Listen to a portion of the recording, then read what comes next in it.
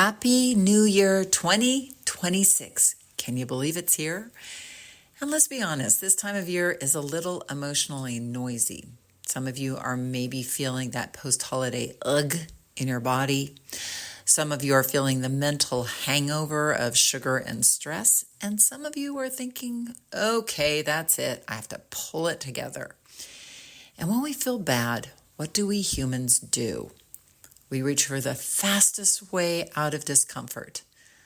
I'm going to do a dry January. No carbs for me. Cleanses, fasts, new rules. But wait a minute. Hold on. Before you jump into another external plan, I want to have a heart-to-heart with you because the most important element usually gets missed out in every weight attempt. Your relationship you have with yourself while you're doing it. Because if you're not on your own team, if you're not connected to yourself, this whole thing becomes a short-lived burst of being good, followed by a slow slide into being bad and old patterns and all that old stuff. So today, we start where real change starts, with you. So come on in. Did you know that our struggle with weight doesn't start with the food on your plate or get fixed in the gym? 80% of our weight struggle is mental. That's right. The key to unlocking long-term weight release and management begins in your mind. Hi there, I'm Rita Black. I'm a clinical hypnotherapist, weight loss expert, best-selling author, and the creator of the Shift Weight Mastery process. And not only have I helped thousands of people over the past 20 years achieve long-term weight mastery, I am also a former weight struggler, carb addict, and binge eater. And after 2 decades of failed diets and fad weight loss programs, I lost 40 pounds with the help of hypnosis. Not only did I release all that weight, I have kept it off for 25 years. Enter the Thin Thinking podcast where you too will learn how to remove the mental roadblocks that keep you struggling. I'll give you the thin thinking tools, skills, and insights to help you develop the mindset you need, not only to achieve your ideal weight, but to stay there long term and live your best life. Well, hello and Happy New Year. A quick New Year's shout out to all of our friends from all over the world, from Siberia to Sudan, from the Philippines to Philadelphia. Welcome to our global community where we gather to use our minds more effectively to master weight and to build a powerful, confident, and loving relationship with ourselves. You know, I was sitting there thinking about what would be the most helpful thin thinking thing to focus on. It's the first of the new year, after all, when everybody is still nursing their hangovers and sugar comas from the holidays, let's be honest. And maybe feeling some holiday overeating remorse, or maybe not. But, you know, when we feel bad, guess what we do? We just then want to jump on or hop on that being good bandwagon, pull things together, and start not feeling bad, right? Let's get out of that yucky, bloated feeling. It's a knee-jerk reaction. And get into feeling good. Rah, I'm on fire. Dry January. No sugar, no carb January. Start the fast. Start the cleanse. Start the training for the marathon January. But whoa. Just hold back for a moment. And before you dive into whatever external weight loss regime or fast or medication or exercise program or anything else that you may be leaning towards on the outside of you, your thin thinking friend, yours truly, would like to have a heart-to-heart with you and to focus, if we can, on the most important element that usually gets missed in any weight loss attempt, and that one important thing is you. The you that is going on that journey. Because if you want it to be lasting and successful, that is where you want to start. Sound good?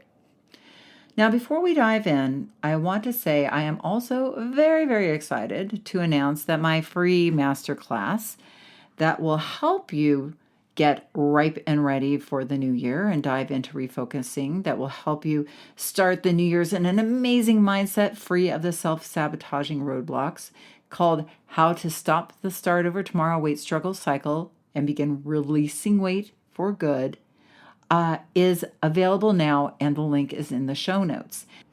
I love teaching this masterclass because we really dig deep into the subconscious mental roadblocks that keep us struggling with weight, and very specific mind shifts that you can make to break out of them and into the long-term success mindset that you want. We really look at what that start over struggle cycle is, and we look at how to break free from that. We do some hypnosis, and people love this hypnosis session. So you're going to leave this masterclass motivated and inspired with a clear mental game plan. This masterclass is the perfect companion to this episode. Both are designed to get you focused and ready, each in their own specific way. So check out the show notes. It's easy. Just sign up and get started. Let's just take a deep breath and be here. Just be here now. So just take a nice deep breath in, all the way down to the bottom of your belly, and exhale, and be here, present in our minds, tuning into our body and our intention to create an amazing and grounded path forward with our weight into the new year. Not something frantic and panicked, but something that is lasting and powerful. You know, we come into the new year, and like I said, we're all over the place. We've been spending at least a couple of weeks rushing around, maybe being with family and friends, a lot of external focus, right? Presents and parties and endless dinners, and very much out of the structure of our own life. So as we head into the New Year's, our brains are kind of spinning, and it's easy just to rush into the new year with a knee-jerk reaction to release weight and get refocused, but also just, feeling kind of out of our element. So let's just bring our attention home within ourselves before we even just start. I know for myself, I have been very busy. My kids have been home, which has been great, but it's very distracting and interruptive to my now empty nester lifestyle. And I know many of my students have told me they've been traveling or taking care of their kids or grandkids and the presents, just all the kerfuffle. So come back home here now to you and take another nice deep breath. And set that intention for a powerful journey forwards into health and weight mastery, starting with you. Okay, you. Now, welcome, really welcome. Welcome to this new year from this totally different place. And this time, where instead of the old thoughts and beliefs and habits that produce the old and ever so tired struggle results that have happened in the past, we are shifting into new beliefs and thoughts and habits. And that, my friend, begins at the epicenter of you and your relationship between you and your weight. And it is a relationship. And if you've struggled with your weight in the past or present, I want to remind you, there is you. You, your lovely self, and you are whole and complete and enough as you are. And then there is your weight, which is just whatever it is today. And it is not good, it's not bad. Your weight is just what it is. And it's your body, and it represents also a part of you. And then there is your relationship between you and your weight. And that relationship, chances are, is somewhat abusive and dysfunctional. Now, I want to be clear, you are not dysfunctional. It's not your fault. It's not something that is missing from you. There's no missing elements, and that's why you struggle. Your struggle has a lot to do with a lot of different things. Our wiring starts early. We get imprinted from our family. We get imprinted from our society that we've grown up in that is got some really weird ideas about beauty and what is good and what is bad as far as weight. You get it from the media and the diet culture. So the relationship between you and your weight isn't necessarily bad or good. It's just somewhat can be broken or dysfunctional, and it doesn't serve you. And if you haven't noticed, that relationship with your weight is one of the primary reasons that in the past you have struggled to take the weight off long term. Now, here's the thing, is that you have many other areas of your life that work for you, right? There are, chances are if you have a job that you've been in, you have succeeded at working at that job and mastering that job. And if you're a parent or in a relationship, you've that part of your life, maybe it works. Hopefully it works really well. And there's definitely other areas of your life, hobbies that you have, or your relationship with your pets, or there's so many aspects of our lives that work well, and that our relationship with them works well. Our brain has a relationship with pretty much everything in our life, and many of those things for you works well. But we want to focus here today on the relationship with weight, and like a little relationship retreat, to start to get you and your weight back together as a loving couple that can thrive and grow and be healthy together and achieve the goals that you want to achieve together. Now, I remember my marriage, and maybe if you've listened to me long enough, I'm very candid about the fact my husband and I, we've been married together. It will be 35 years, I think, this year. I always forget. We've been married for so long now. It's, kind of like as you get older, you kind of forget how old you are. Well, now our marriage is so old, I forget how many years we've been married, but long enough. And, there was a couple of times, our early years were a lot more rocky than they are now. And one of the reasons is that around the time that my two children were very young, we almost split up. We almost got a divorce. And with anyone who has two very young children and, both of you are working full-time jobs, that that's so hard. It's, one of the hardest. When I meet people, young couples or young people come to me for smoking or for something, and they say, oh yeah, and I say, how many children do you have and how old are they? And then they're like, because they're complaining about their relationship. And I'm like, oh, I understand why your relationship's bad right now. It's hard. And it's rife with time to, break down, often in communication, a lot of resentment.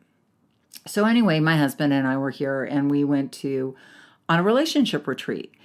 And, at this point in our relationship, it was so broken down that any time we talked to each other about the main things in your relationship, like romance, finances, what are the other things? Keeping the house, managing the house and kids, we would get in a fight, right? So we were reactive and defensive. So I would say to my husband, I could say it, like, oh, I just wanted, oh, what did you buy at the grocery store? Well, then he would just snap back at me and, accuse me of, being worried about money or something like that, right? So it was very, very broken down. And we went on this retreat, the Imago. We did Imago therapy, which I very much believe in. And Imago therapy offers these retreats that are like a weekend, and they guarantee, or they say, a weekend. It's like a full day, 2 days. You can get reconnected with your significant other, and and get back to that feeling, that spark that you had when you were first, you remember why you fell in love with them. And, for both of us, we were like, that's going to be, yeah, right, Imago, ha ha. But we get in the car and, our son was not even a year old. He was maybe 8 months old and our daughter was 3. So it was a feat in and of itself to cover, because we don't have relatives that can come and, we didn't have at the time, and we still don't. We don't have any relatives that live near us that could come and hang out with our babies. So God bless our friends. We, got people to cover 4 or 5 hour shifts with our very young children. And people pulled together because they all knew we were going through a tough time. So it was a wonderful community effort. And I remember getting in the car with my husband and heading off to that first thing. And even though we were kind of like, didn't have a lot of hope, we kind of looked at each other and were like, wow, just the fact that we have a whole weekend without our kids, things are starting to look really good for us, because we forgot, we really did love each other. It's just that when you're caring for 2 young children all the time and working all the time, you just get so stressed out. You don't know who you are. And then we remembered who we were kind of in that car ride over. And the whole weekend was great because we kind of remembered, well, we did remember, and we learned to communicate with each other more powerfully, and to listen without defense or reaction. And that's what I want to talk to you about today, because often in our relationship with our weight, we are very reactive, very defensive. We give up on ourselves very quickly. And this is why I want to talk to you here at the beginning of the year as you embark upon whatever focused weight management journey you are going to go on. It's a useless journey unless you have a connected relationship with yourself and are on your own team. Because most of the time when we are starting these types of focuses, we don't even believe in ourselves or respect ourselves or know how to inspire ourselves. So guess what? A week in, 2 weeks in, the next month, by the end of February, this weight thing is long forgotten, thrown by the side of the road. And, we're back in our old habits. So I want to break through all that. And like I said, just give you some 3, what I consider where your relationship, or most people, like, I don't want to say but when we struggle with our weight, the main things that have been out of place are these 3 things. Because here's the thing, think back to the times in your life when you were having a successful weight release, because I know there have been times in your life that you did have successful weight releases. Maybe you released all your weight, or you released some or part of it, or, there's probably multiple times you had some success. And then something happened where you gave up or you stopped because it got too hard or boring, or you got off track, or you got sick, or you went on a holiday, or you went through a really stressful time in your life and you just never got back on track. So think about that. Every single time the trip back to the weight struggle didn't start on the scale, started in your mind. So from my perspective, there are 3 parts of your self-relationship with weight management that need repairing when we are struggling. And so in our low relationship, our weight relationship seminar today, our little, it's not a weekend, sorry, but, our little podcast episode, we're going to work on 3 things. We're going to work on self-respect in the area of weight. We're going to work on self-belief in the area of weight. And we're going to work on self-inspiration in the area of weight, because these are, from my perspective, 3 things that I think are missing for most people when they are perpetually struggling with their weight and not able to get started or to keep going. So let's dive in. So let's talk about self-respect. And this really has to do with the way that we self-see ourselves, the lens through which we judge ourselves, our weight, and our weight loss attempts. And obviously we see ourselves very negatively. We have 80,000 thoughts that go through our mind a day. And a lot of them do circle around food and our weight and our behaviors with weight. And, for the most part, those thoughts are very negative. Our brain is already negativity biased. But when it comes to our weight, even more so. We see ourselves as lazy. I mean, these are words I'm using because I hear people describe themselves like this all the time. I'm lazy. I'm an impulsive, addicted overeater. I'm a bottomless pit. I'm gross. I'm, unlovable. I'm fat. Many people tell me they wake up into this vicious thinking. And I remember because I did it myself when I was struggling with my weight. And then we continue to have these vicious thoughts throughout the day and then eat often to drown out the vicious thoughts that then create the feelings. But they come back even more so after we've eaten to drown out those feelings and thoughts. And when we go on diets, these beliefs are still there. This negative self-respect, this lack of self-respect is still there, but it all gets pushed into the darkness under this idea of being good. So I want to talk about being good. So being good is really interesting because when we go on a diet, when we pull it together at the beginning of the year, often what we do, and the best of us do this, is we see ourselves as being good. Now, to the brain, this means really nothing. But to ourselves and the way we self-see ourselves, for a brief time, we get a respite from the negative thinking. And when we're being good and perfect on a plan or a regime or something outside of ourselves, being good, I'm being good. I'm eating the chicken and the broccoli. I'm being good. I'm getting up and exercising every day. I'm being good.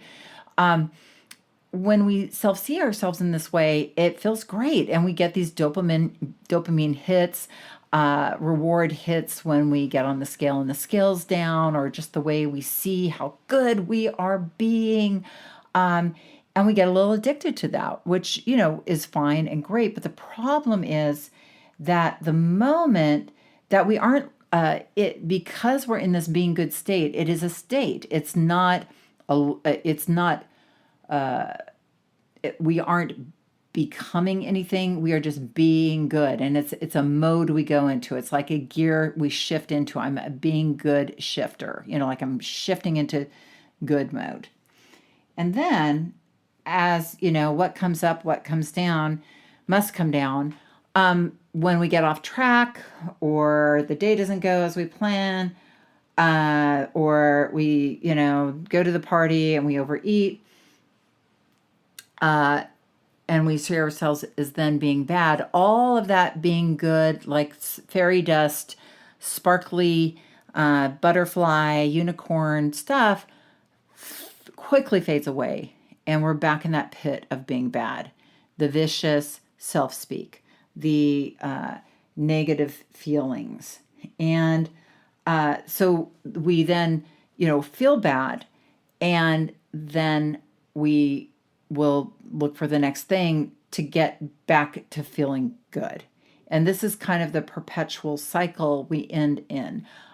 It's an addictive cycle. We do get addicted to it because the promise of being good and that feeling are very seductive. And especially when we're vulnerable and feeling bad, it's really easy to want to just get back to that feel-good state. And that's very understandable. And then when we feel bad or when we get off track, often we'll overeat, and there's a release from that restriction of being good. And that's like kind of a double dopamine hit, because we get to feel good and then we feel bad, but before we feel bad, we usually, go, screw it, I'm just going to overeat. We overeat, and then we feel bad. So then what happens is in the cycle, we see ourselves perpetually failing, and we develop an opinion, right? We look at ourselves and like, oh yeah, look at you. I have no respect for you. So how do we begin to earn back our own self-respect? Well, there's two things. One is that I'm going to cover with you today. One is to release resentment. And the other thing is to re-identify how we see ourselves. We need to be aware of the resentments and own them and just let them go. In the Shift Weight Mastery process, we do a resentment exercise or a forgiving our resentments exercise. And a lot of you might be thinking, well, why would you do that? Because actually, the resentment keeps me motivated. But actually, it works against us. As you can see, this lack of respect really does make us give up on ourselves and have a very low opinion of ourselves. We're going to do a little exercise, a forgiveness exercise, a really quick one. I just want to give you an example of this, but I think this will be really helpful for you to begin to see what's going on lurking underneath the surface and how you can begin to reconnect with yourself by forgiving yourself and digging up these hidden resentments and beginning to let them go, because they're there in the darkness, and when you hold anything hidden in the darkness, or shadow self, when you bring it to the light, when you get aware of it, when you become conscious of it, when you can have some compassion around it, then you can let it go, and it lightens your load, and it really does an amazing thing of which is reconnecting you with you. So take a moment and let's think about a few different things. I'd like you to now think about any way that your weight has impacted your health. So you might have some resentments around that. Maybe you have health issues, diabetes, arthritis, high blood pressure, joint pain, a condition, or maybe you just don't feel as healthy. Your energy isn't good. You are more lethargic. Maybe you have a resentment about that, like, my weight is, keeping me from really good and vibrant, or it's causing these issues for me. It's causing my pain. It's causing my knee pain. And, because I can't lose the weight, I'm in pain. And so there's a resentment about that. Or maybe you have a resentment about your relationships, right? Like how weight has impacted your relationships. Maybe you don't feel as romantic or as attractive, like with your partner, or maybe it's kept you from pursuing relationships, or maybe just in your platonic relationships, you're more suppressed, or you let people dominate, or maybe you're passive, maybe you're not, maybe you're the opposite. But what is there anything, because oftentimes we will have resentments with our weight in relationship to our relationships. And then the last area, so I'm just pulling up a few of these. There's obviously more. But maybe you have resentments around weight and you're being fully realized in your life. I have so many people, when they enter into the Shift Weight Mastery process, you fill out a questionnaire. And it's a questionnaire really for you to dive deep into a lot of these things. And one of the questions I ask is, how has your weight kept you from achieving things in your life? And it's amazing how many people want so much out of their lives and their weight is keeping them from that, right? They want to travel. They want to start a business. They want to be a coach. They want to be a leader. They want to set a great example for their kids. I'd like you to take a moment and just think about a couple of those resentments. Like, what were the ones that popped to your mind first? Go ahead and take a nice deep breath in and close your eyes.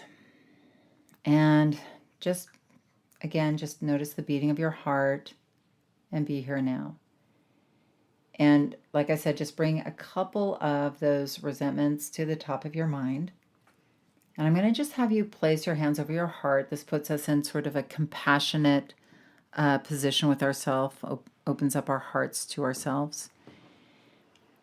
And just think through one of those resentments. Maybe it's my weight has kept me from being intimate with my spouse. And just run that through your mind a couple of times. And then I'd like you to repeat 3 times to yourself, I forgive myself and my weight for keeping me from being intimate with my spouse. And take a nice deep breath in and really feel that forgiveness and feel it melting that ice around your heart, that resentment. And sometimes it helps, and this is why I'm having you do it 3 times, to really be present to it.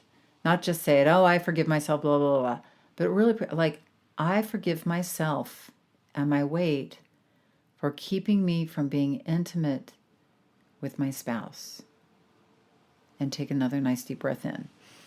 Okay, now I'm going to give you just some quiet time to do that 3 times. And really, at the end of each forgiveness, you take that nice deep breath in and wrap that around your heart.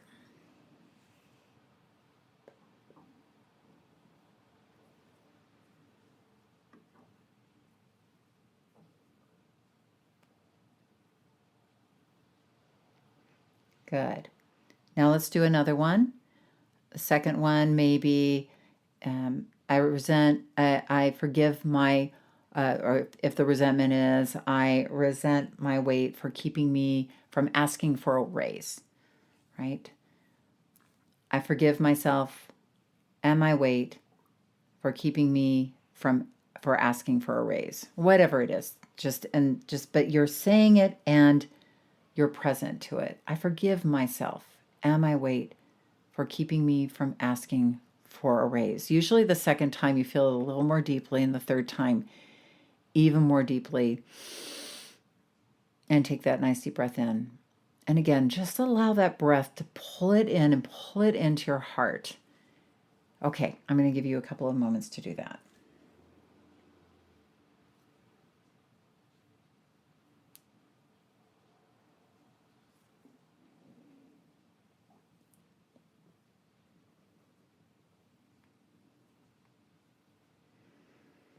All right, good. So, and take another nice deep breath in and open your eyes. And this is something, how does that feel, by the way? How did that feel? And again, it might take a little while to get used to that, but this is an intercept, right? We are intercepting and digging in and pulling up. It's like pulling up weeds. You know, you can, diets are kind of like chopping the weed off at the root, or not at the root, but at the top, at the dirt. You know, I've been out weeding in my garden and it's the winter and there are these things that sometimes you pull them up and it's just you're pulling up the leaf, but you know the root's still going to come and that weed is going to come back.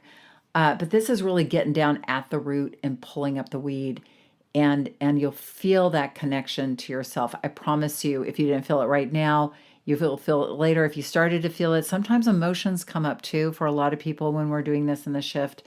Lots of emotions come up, and it's okay. Just allow those emotions to flow. All right. So once we have let go of our resentments, we want to re-identify. We are re-identifying how we see ourselves and the lens through which we see. You know, when I did my couples workshop, they spent some time. It was really interesting because we had to sit down as a couple and identify ourselves as a couple. We are a couple who likes to dance. My husband and I, when we first met, took dance lessons together. We took swing dance lessons together and we took tango lessons. We did a tango on our wedding, which was super fun. We did it to a John Cougar Mellencamp song. It was super fun. But, you know, so we sat down and we remembered that. You know what I mean? Like when you're fighting with your significant other, you don't remember all that stuff. But when you sit down and have to go, oh, we are a couple who loves to go on road trips. We're a couple who believes in giving to charity or whatever it was. We sat down, had just write a list of how we saw ourselves together.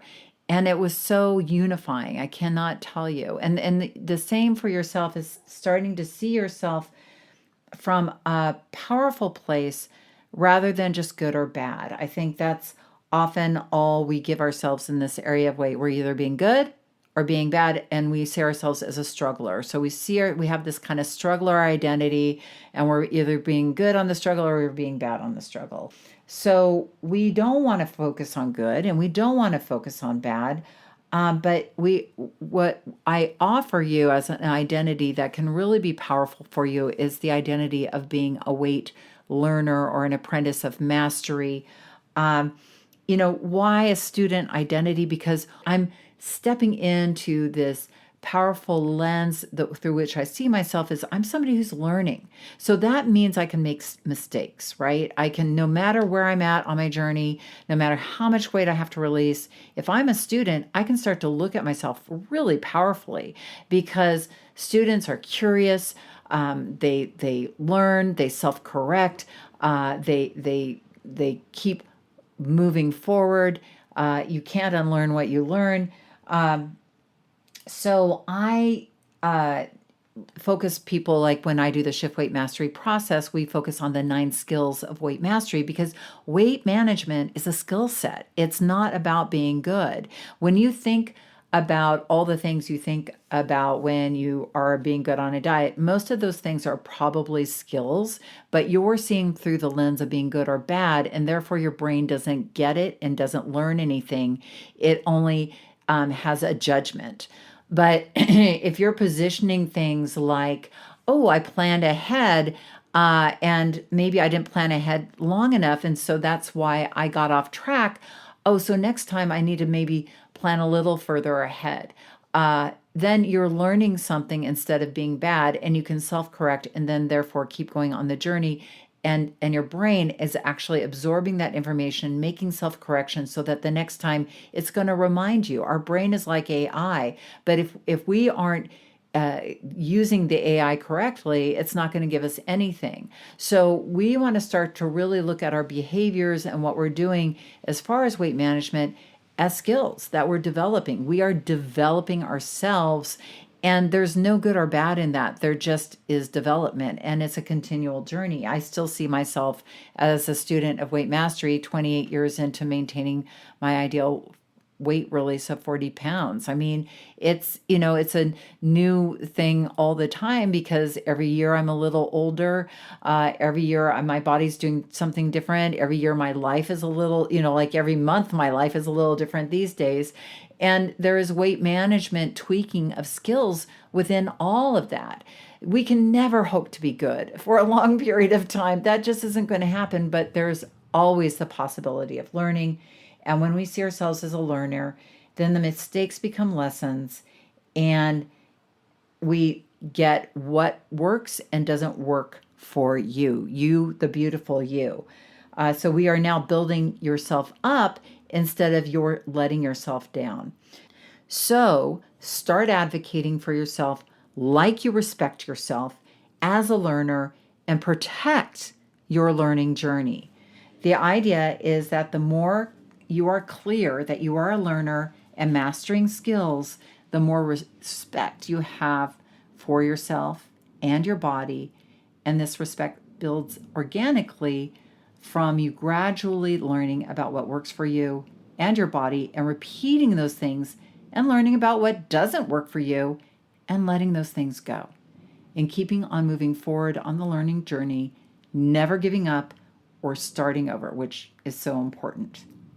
So I'm going to have you, we're going to do a little, what is called a direct drive technique. I'm just going to give you a new suggestion or mantra, and then just repeat it powerfully back inside your own mind. And we're going to complete this self-respect chapter here. I am moving in the direction of respecting myself and my journey to weight mastery. Go ahead and repeat that. I am moving in the direction of respecting myself and my journey to weight mastery. And one last time. I am moving in the direction of respecting myself and my journey to weight mastery. Excellent. Okay, now let's move on to self-belief. Okay, so self-belief, our lack of self-belief and our belief in ourselves and our ability to release weight long terms is one of the number one reasons we give up. When we hit plateaus or get on the scale and it's up, or many other times when we say, what's the use? I can't do it. It's too hard. We give up on ourselves. I can't do this. And by the way, we also don't believe in our body. We think it's broken, right? So surprise, surprise, this disbelief or our disbeliefs in our ability to be successful and our disbelief in our body is also lurking there in the dark. So when you go on any diet or exercise or fast or have weight surgery, that disbelief, unless you are working on dismantling it, it comes back and it haunts you when you least suspect it. And it eats away at your resolve and resilience. So really quick, on a scale of 0% to 100%, and whatever number comes up first, because that's what your subconscious mind is telling you, what do you believe that you are going to hit your weight release goal and stay there long term this year? Whatever number pops into your mind first, take it. So whatever number you had, whether it was 50% or 75% or 99%, whatever that number between that number and 100. So if it, for instance, was 80%, and then the 20% distance between 80 and 100% is the amount of limiting beliefs that you have lurking in there in your subconscious mind, those limiting beliefs that are keeping you from believing in your ability to be successful. And these beliefs aren't even real. They're just self-opinions that own us. And in our vulnerable moments on our weight journey, that negative critical voice will spew these disbeliefs in your face and break you down. You're never going to lose weight. You have a slow metabolism. You can't get below your set point. Don't even try. You're never going to keep that weight off. You like food way too much to keep your weight off. You blew it like you always do. Look at you. You can't even feel deprived. You have no willpower. You are a bottomless pit. You are a helpless sugar addict. You have impulse issues. You have an oral fixation. Why are you even trying? You're too old. Why are you even trying? You have never succeeded before. Anything sound familiar? And then we feel bad when our critic comes swooping in. And so guess who swoops in right after the critic? Why, that little inner rebel to finish the kill. I mean, it disguised in trying to be nice, but hey, everybody's eating. Why can't we? You already blew it. Go for it. Oh, it's too hard right now. Just relax and we'll focus on that next year or next month or next week or next life. Life is too short to work this hard. This is stupid. Let's just have fun, right? And because that is what we're in the habit of doing, disconnecting, how do we shift so that we can believe in ourselves? Well, we need to shift that voice of that critic and that rebel into an inner coach that is in there in the moment when you need faith and direction rather than scolding and disconnection. recently in my monthly membership, we had this really great discussion about the gray area between the black and white of good and bad. Because that gray area is a very weird feeling. When we get off track, we often feel weird, uncomfortable, and vulnerable because we don't often know what to do when we don't have good or bad or off track or on track or giving up. It's just that moment where we have to have faith in ourselves and come in with a guiding voice and really kind of be our own bridge across that gap of unknowing, that gray area. And this is so often why we fall, is because not because we lack willpower, not because we lack inner strength or resilience, but because we lack that voice that can come in and say, hey, you're okay. I forgive you. You got off track. What did we learn here? What's our next action step? Let's just keep going. I mean, it would be exactly what a friend would do if you fell down, or if you were having a bad day, or if you shared your inner life like this with a friend. They would immediately, of course, say, oh, look, you didn't eat that much, and you can eat something healthy now. Let's just go sit down and move forward. You're fine. You're great. Don't worry about it. What did you learn here? Let's keep going. Just coming in with a different tone and a different voice, an observing voice, a curious voice. How can I get you to the next step voice? This is the voice that you really want to start to cultivate that. When you develop that inner coach voice that is curious and compassionate, it can pull you across that gap of getting off track and get you back continuing on your journey instead of disconnecting from yourself and going back to the beginning and starting over.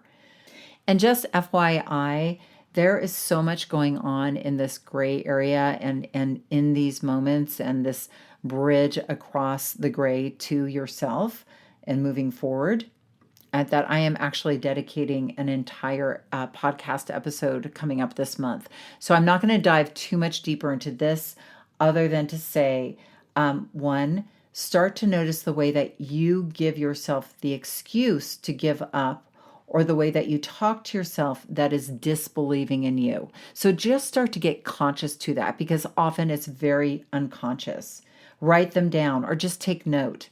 It's very subconscious. And number two, think of a different voice. That inner coach that is committed to getting you back on your journey ASAP, because we often give up, we overeat, and then it takes a while for us to be willing to recommit again, right? So we get into that inner coach work a lot in the shift, and this is huge. That transformation from the critic to the coach is transformational for people sticking with it and really beginning or deepening their journey to long-term permanent weight mastery. So let's end this chapter with another mantra. I'm going to say it and you can repeat it. I believe in my ability to stay with myself on my long-term journey. I believe in my ability to stay with myself on my long-term journey. I believe in my ability to stay with myself on my long-term journey. For our last one, let's talk about self-inspiration. We come to the final part of our weight relationship workshop. And let's face it, sometimes it's hard to get excited about releasing weight, especially when the scale isn't moving or you've lost hope in yourself or your body. When we struggle with weight, we are so vulnerable to short-term fixes. We just want to get the weight off because it's so painful to feel chaotic with weight and feeling out of control. So we want the answer now. We want to get all the weight off now as quickly as possible so we can be out of pain. So we go on the diet as a knee-jerk reaction to get out of the pain, but we're not really thinking about the long term. We're just thinking about the pain and how we want to get out of it because it's so painful hating ourselves and not feeling good in our bodies. And then I think that when we're in that honeymoon phase, it's feeling good. It's easy to inspire yourself. When we're in that high of being good, I'm being so good. Oh, I'm so inspired and I'm so motivated. But then we get into that foggy area where we've released enough weight to be out of the pain, but we aren't exactly where we want to be either. But because there isn't that pain or that self-hatred, it becomes a lot easier to loosen that grip, right? And then we start to get a little off track. Maybe the scale's down 10 pounds and we go out and celebrate with food because the scale's down. And this becomes a cycle. We hate ourselves and we're in pain. So we do whatever we can to get out of that pain very quickly. We feel inspired to do that. And we lose some weight and then we get out of the pain. And we don't hate ourselves as much, but now we don't know how to stick with it because we don't know how to inspire ourselves. And we keep looking in the wrong place. Nothing to inspire us.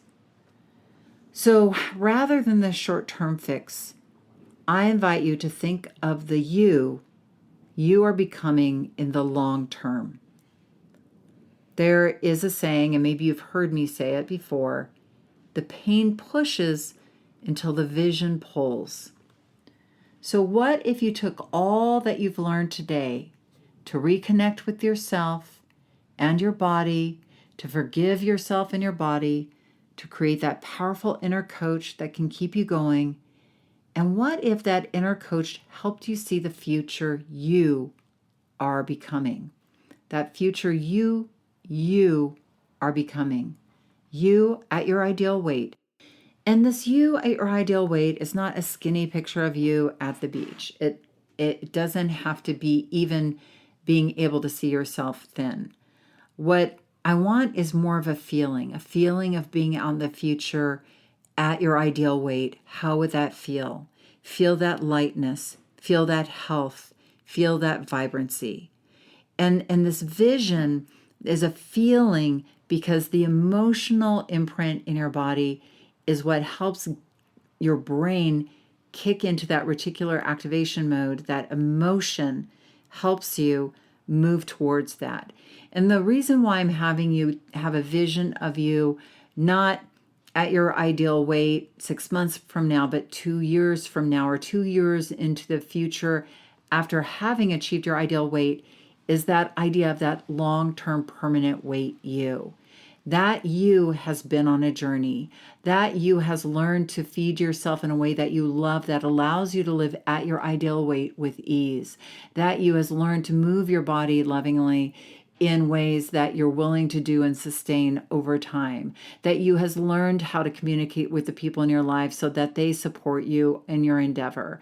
That you has set yourself and your relationships and your environment up for success long term. So just get a sense of that you out in your life 2 years from now. Close your eyes, get that feeling, get that sense. What are you wearing? And you don't have to see it, but just feel what you're wearing, or you can see it and feel it if you like. Just feel what it would be like, though, to be in your body, in your life, at your ideal weight, caring for yourself, feeling connected, feeling confident, feeling that mastery of how you would feel, that confidence of having maintained your weight for a couple of years. It's something we never think about, but I want you to stretch your mind into that, because that is where you want to go. That is where you want to get curious. That is where you want to start being now. because that beingness now, that feeling now is informing your mind. It's educating you. It's getting your mind ready for where you're going and creating the space in your mind for where you're going. Because right now, all we're focusing is on the lack, what we don't have, who we are not. And you've got to start thinking about where you're going, creating that place, that feeling that you are becoming. Okay? You can open your eyes now. That you exists, and that vision is something that you can breathe life into and go to as a source of inspiration. So here's something you can start doing today that will help your mind start living in the space. When you're in doubt on your journey, when you need some inspiration on your journey, you can ask yourself, what would the ideal weight me do in this moment? What would the ideal weight me say to the food pusher that's trying to get me to eat a donut? Or when you wake up in the morning and you don't want to exercise, what would the ideal weight me do? Would the ideal weight me put their feet on the floor and just get up and exercise anyway? Or would they stay in bed? This is what I did on my journey. When I needed inspiration or I felt lost, I sought the answers in my inspiring vision of who I was becoming. Now, you have you are becoming within you. We sparked that here today. So great work. All right, so now let's create our last mantra. I am already that ideal weight me. It exists within me now. I am already that ideal weight me. It exists within me now. I am already that ideal weight me. It exists within me now. Good. Great work. You've reestablished respect, belief, and some inspiration back into your weight mastery relationship. I hope you have found this helpful, and please come and join me in my Weight Masterclass, How to Stop the Start Over Weight Struggle Cycle and Begin Releasing Weight for Good, to get inspired and ready for that powerful you heading into the new year, ready to achieve long-term permanent weight release. We do that hypnosis session. We have a lot of fun. So you're going to leave this masterclass feeling inspired, motivated, and ready. A deep alignment with yourself. The links are in the show notes. And so now, remember that the key, and probably the only key to unlocking the door of the weight struggle, is inside you. So keep listening and find it. Happy New Year. I will see you here next week.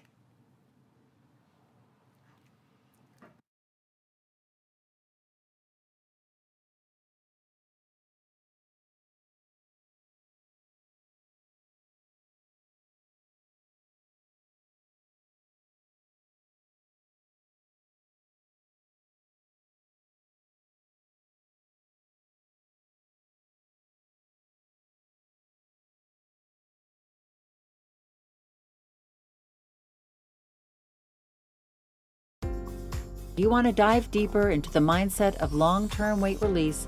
Head on over to www.shiftweightmastery.com. That's www.shiftweightmastery.com, where you'll find numerous tools and resources to help you unlock your mind for permanent weight release, tips, strategies, and more. And be sure to check the show notes to learn more about my book, From Fat to Thin Thinking, Unlock Your Mind for Permanent Weight Loss.